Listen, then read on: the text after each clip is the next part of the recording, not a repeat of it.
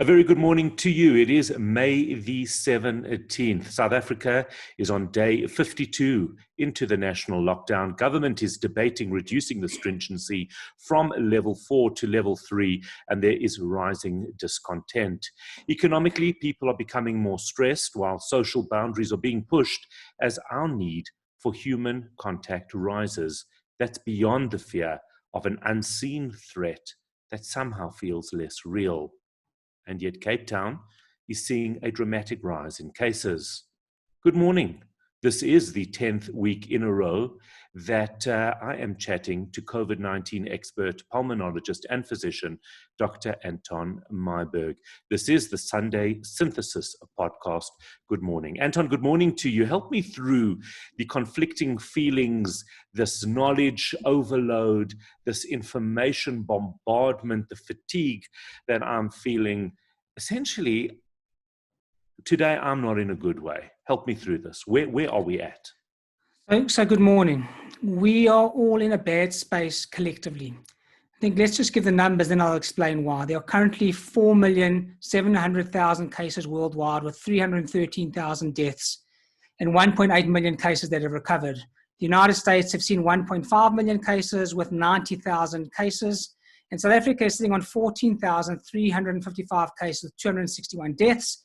There have been 439,000 tests done countrywide, and there's been 6,400 recovered cases in the country. The epicenter is sitting in Western Cape. Eastern Cape are following on, KwaZulu-Natal are following on, and Gauteng is slowly grumbling along. People are becoming complacent. People are tired. People have had enough. People are giving up and saying, we've had enough, we're going to stop wearing our masks, we need to get back to work, we need to get back to reality, and we need to get back to normality. The problem is that it's rife in the Western Cape, and we're seeing multiple cases there. And of the 861 cases that were diagnosed yesterday, the majority were in the Western Cape and the Eastern Cape. So a minimal amount of cases were actually in Gauteng.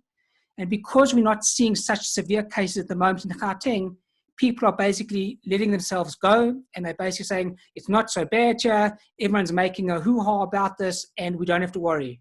But people are wrong. We do have to worry.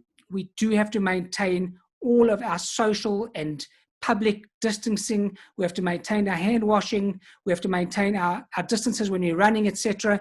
We've got to be on the ball here so that when it does come, and it is coming, when it does come, we're on top of this and we don't get hit as hard as the Western Cape. But people are tired. People have had enough.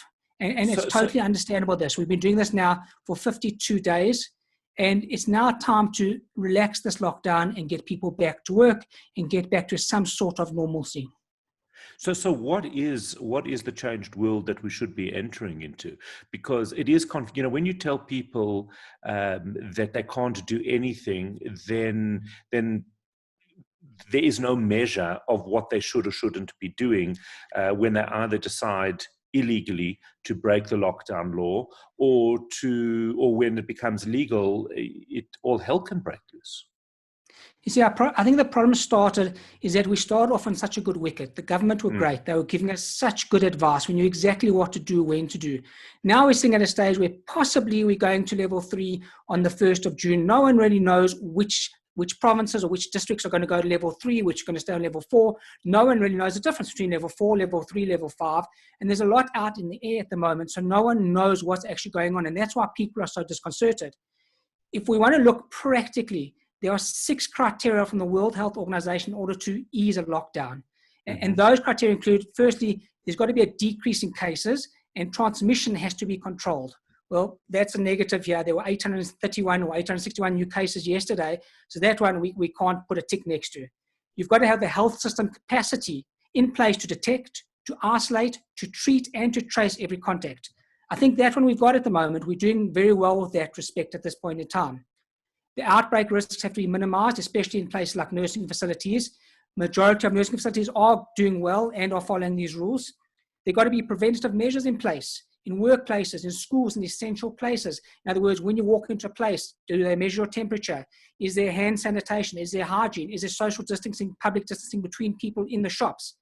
There've got to be basically an importation of cases that can be managed from anywhere over the world. So if people come in, they've got to be able to be managed. And then communities need to know that they are educated, engaged, and empowered to go back into this normal world that we're going back into. So you've got to fulfill all those criteria in order to ease back into a lockdown. At this point in time, we don't have a choice. It's either ease the lockdown or people are going to start rebelling. So they have to ease the lockdown. And when people do ease the lockdown, they've still got to maintain their social and public distancing. They've still got to maintain their hand hygiene. They've still got to realize we are dealing with a pandemic, albeit we are relaxing the lockdown, which I firmly believe we have to do, but we still got to be very careful. So when you go for your daily run or your walk or whatever it is, from what you're seeing, and obviously it's a very small sample of a greater community, it's a middle-class suburb, I assume, so it's not representative of the entire country.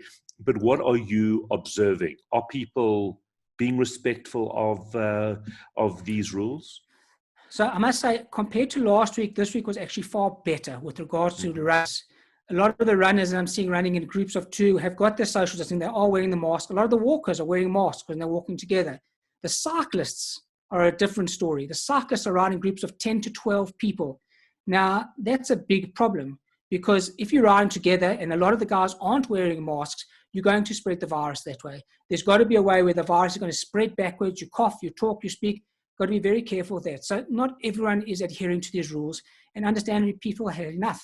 But that doesn't mean you can't adhere to the rules. You have to adhere to these rules.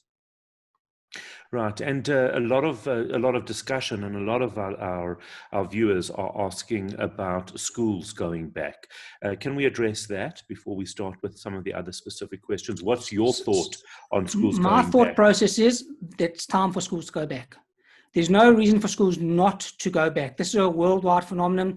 Kids have gone back to school. They're going back to school in Israel today. They've gone back to school in Australia. They're going back to school in Korea. They're back at school in China. Everywhere they've gone back to school. But there's got to be strict rules with that. And the rules are when you walk into the school, have your temperature taken. Everybody has to be wearing a mask. Everybody has to social distance. You can't congregate. The biggest problem with schools is not going to be the children, but it's going to be the parents who are congregating outside together and clustering together. And that's going to be a big problem. And that's got to be very well adhered to and maintained so that the parents don't spread the virus to each other. We must remember that there's a lot of talk about children being super spreaders or this or that, and they aren't super spreaders. And the majority of children are asymptomatic, and they won't have a virus shedding as high as somebody else does, as such as an adult. And I read a study in Australia of a school where there were over 800 children at the school, and only 2 children in the school were positive with the virus, were asymptomatic, but didn't spread it to anybody else in the school. So that's a very, very optimistic and a very good thought to have, and know that when the kids come to school with the social distancing, with cutting out things like PT and cutting out longer breaks and keeping the kids apart, we can do this and get our kids back to school. We have to do this. Right. So Gila Shapiro is asking that question. She says she's reading more that kids under 10 are not spreading it or have a low transition rate. What does that mean in terms of kids playing with other kids as well as kids seeing grandparents? And I think the grandparent issue continues to be a very painful and difficult conversation. It's a very difficult conversation. A lot of us. There's 2 ways you can look at it. Either keep your grandparents in complete lockdown, don't allow them to see anybody, or expose them. If you expose them, they are at a high risk community. They've got comorbidities. They've got other things. Even though the children are asymptomatic, they can still pass to the parents. The parents can still pass it to their parents. It's a very transmissible virus. The children should still stay away from the grandparents and people with comorbidities. Very important. And playing with other children? No. It's still not, there's no entity now for play dates yet. There's no entity to have cousins over and play with them at this point in time. We still got a public and social distance. And at the school, they will do that. They won't allow them to because they've got measures in place in order that the kids don't interact socially, but will be far enough that they can actually see each other. Hilton wants to know, is Cape Town really worse than Johannesburg, or are they testing more? I find this very confusing. I can't seem to find the data on this. So yesterday in the country, there were 17,000 plus minus tests done. Cape Town are testing a lot, but there's a social clustering in Cape Town of cases. There's a cohort of cases that all together are spreading the cases further in the informal settlements. This can happen very easily here in Johannesburg or any of the other provinces. At this point in time, Cape Town is very similar to New York. It's the epicenter of the virus. And there are certain places that are going to be a higher virus. It's not because there's different strains. There's only one strain of this virus at present. Only one strain. So there's no mutations. There's no other strains. It's one strain of virus, but it's the way it's cohorted and the way the social clustering of the virus is happening at this point. And that's why we're seeing a higher caseload in Cape Town.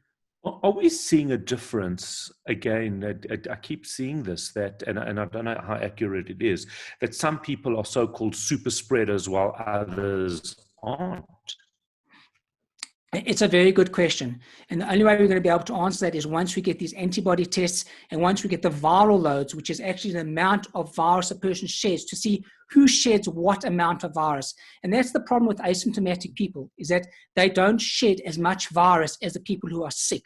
So we can't tell how much virus is being spread to other people. So we don't really know what a super spread is at this point in time. It's a big word, but it doesn't mean if I come stand next to you and I've got a very low virus shed that I'm going to definitively give you the virus, but we just don't know yet. It's still a very novel new virus.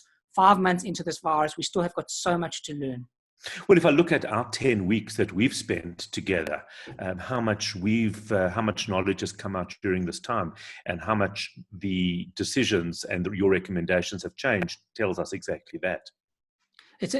Things change on a daily basis. Regarding things going on, I still believe, as I said a few weeks ago, take 2 hours a day, switch off your phone, don't look at social media, don't look at the news, stay away from Corona. There are other things in the world, I know it's hard to believe, but there are other things in the world that we've got to focus on.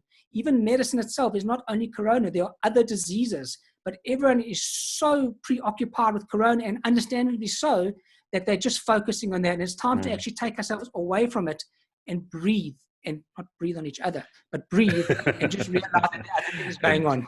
And if I can tell our viewers that Anton lives this, earlier or later last week, I was sending him, I said, what do you think about this? And he said to me, just for a few hours, I can't even engage in Corona-related discussions. I need a break from it. I'm over Corona'd.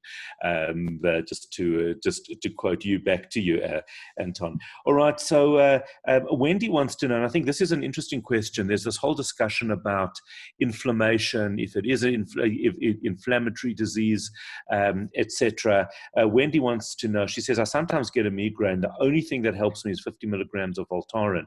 Is it a problem for me to take it maybe once in every 4 to 6 weeks? So I think we've got to go back to the basics and remember that it's a virus. It's a respiratory spread virus that targets the respiratory organs. It targets the ACE2 cells on the receptor. The coronavirus has got spikes on it, which look like crowns, which target the ACE2 receptor. And these receptors are high in the lung, the kidneys, and the respiratory tract. Now, when a person gets extremely ill, they have a hyperinflammatory response where they then develop what we call the cytokine storm. They get inflammation. They develop high levels of tumor necrosis factor, of things like interleukin-6. And at this point in time, we don't advocate giving anti-inflammatories. That being said, personally, I'm not a big fan of anti-inflammatories in my own practice. I believe people over the age of 50, 60 years old should be very aware of anti-inflammatories because of the other side effects, from gastric side effects, from kidney side effects. But if you are used to taking an anti-inflammatory once every 4 to 6 weeks and you don't have problems with it and your doctor has prescribed it, there's no problem doing that.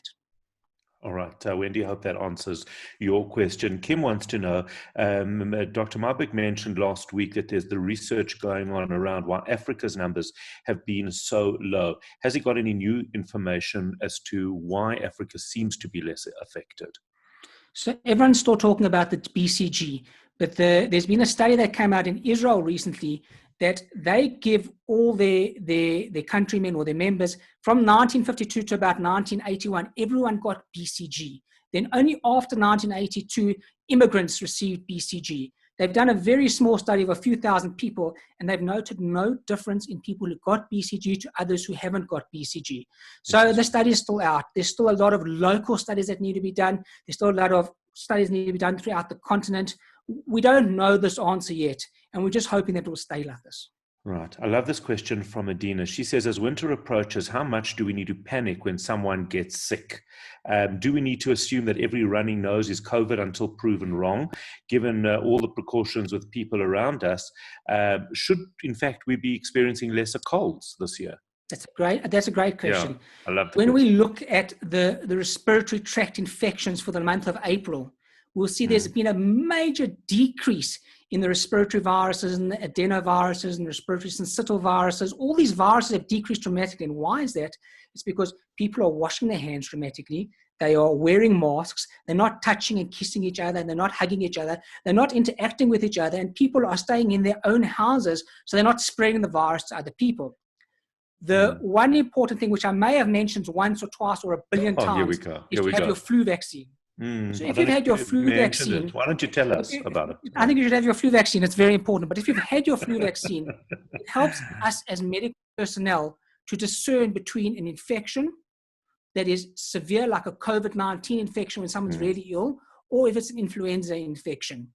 Obviously, everyone's going to panic if they've got a running nose, but you've got to add a few things to it. You've got a running nose with a very high temperature, with a dry cough. If you're worried, speak to a medical professional. You can't worry about every single case, but you can't ignore every case either. And we are going into winter. It was very cold this morning when I went out. It's going to be cold. People are going to start sneezing now. People are going to get their allergies. They're going to get conjunctivitis. They're going to get rhinitis, runny noses. They're going to get itching. They are going to get fevers, and that's normal. It's going to happen in children. It's going to happen in adults. You don't have to panic, but you've got to be aware of what's going on, and you've got to watch the person in your house and see what symptoms they develop. And as I say, we've got a great medical community. We've got a huge network of GPs at the moment that are all working together. We've got a huge network of specialists that are all working together. We've got great community organizations like Hatsola that are working together with everybody. So everybody is working on this. No one will be left in doubt if there's something wrong, but they've got advice and find the right people.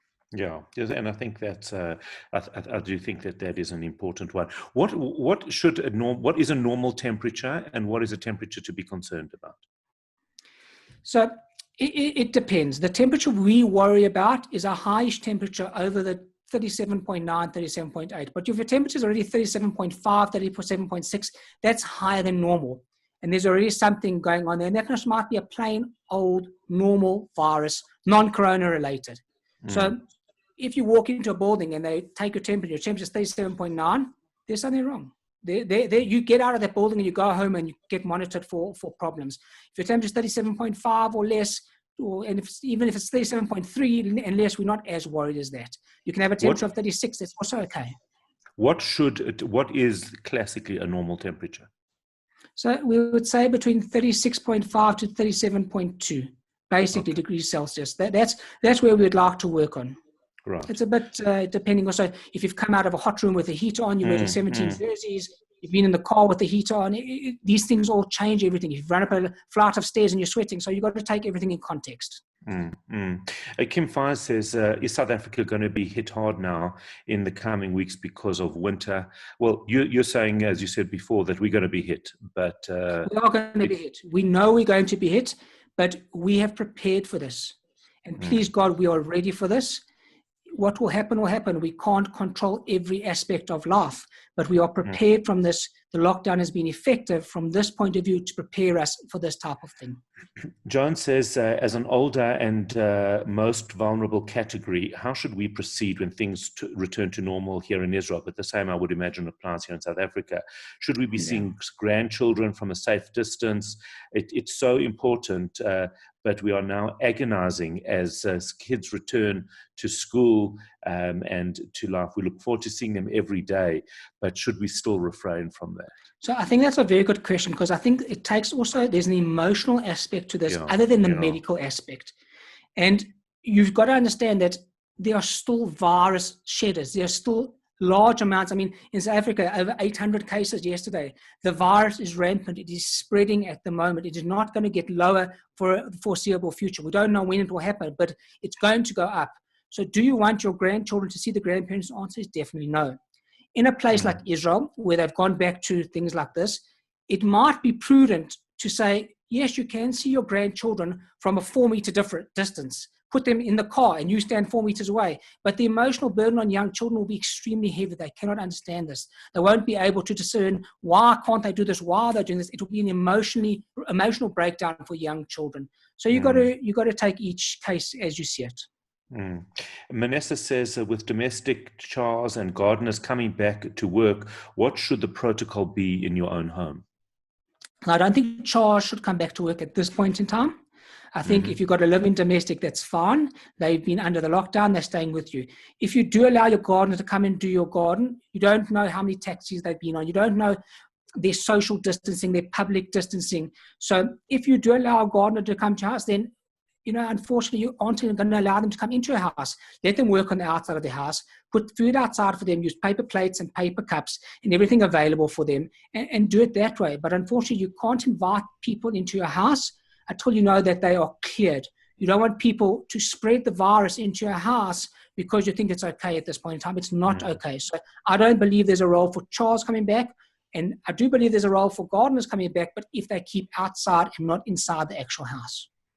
Right.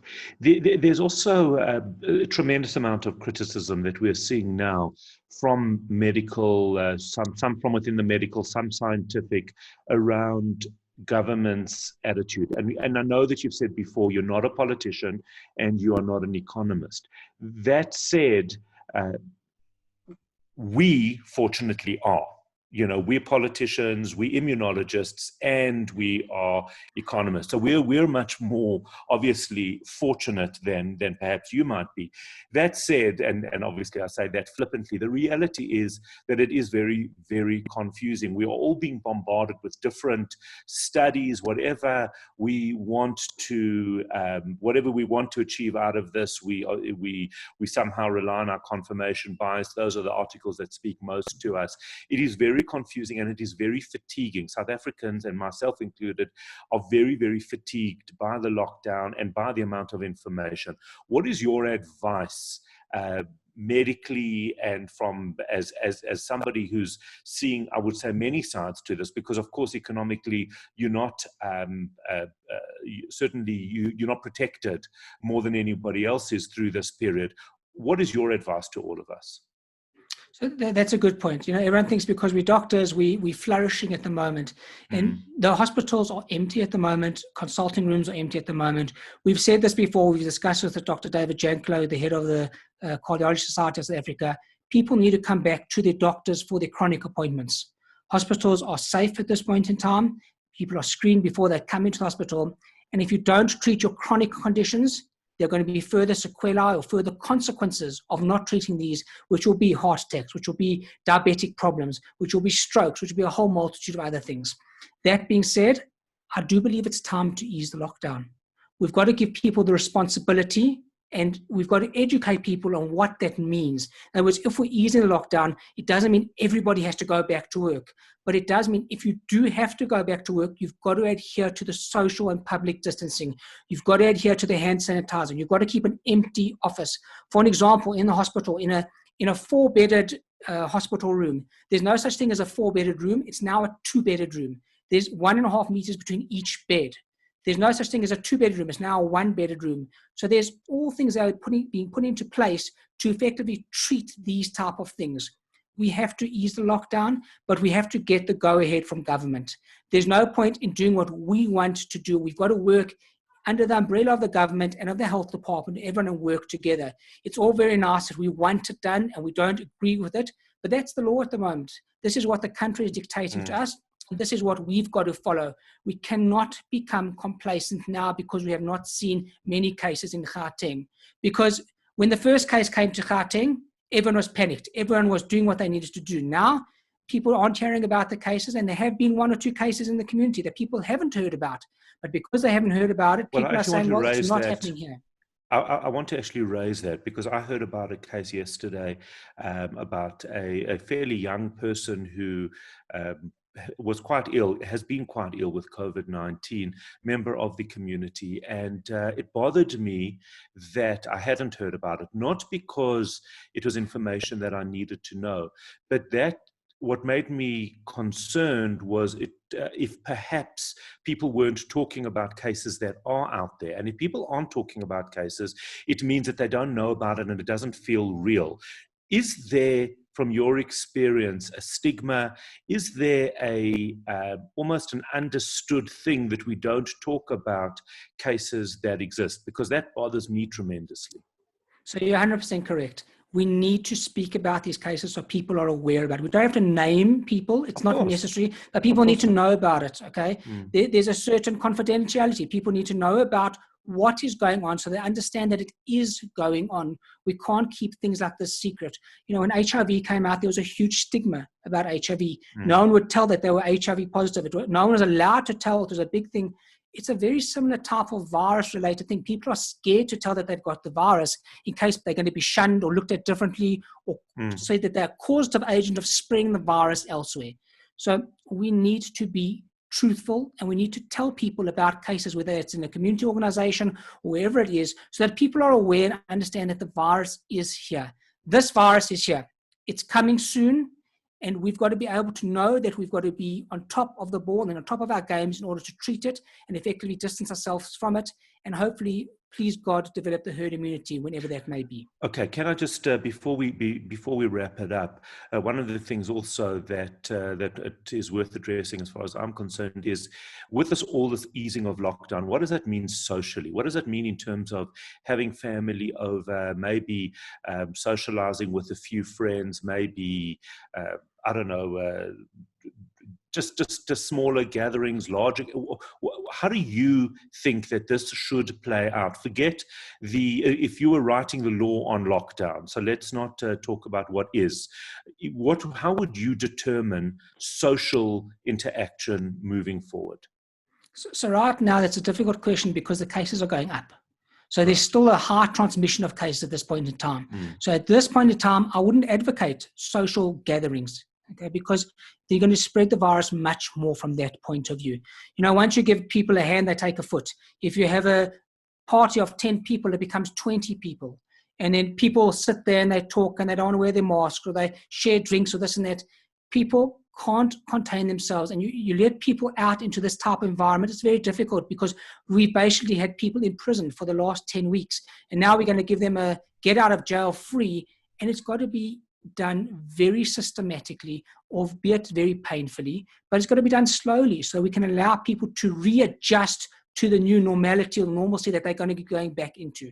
So I don't believe that we should be having play dates just yet. Maybe level 2 adults is a better idea for adults or children. And I'm saying sending children to school is not a play date. They're going to be doing the proper social distancing at school. They're going to be looking after them. They're going to be looking after each other. It's a very important concept to understand.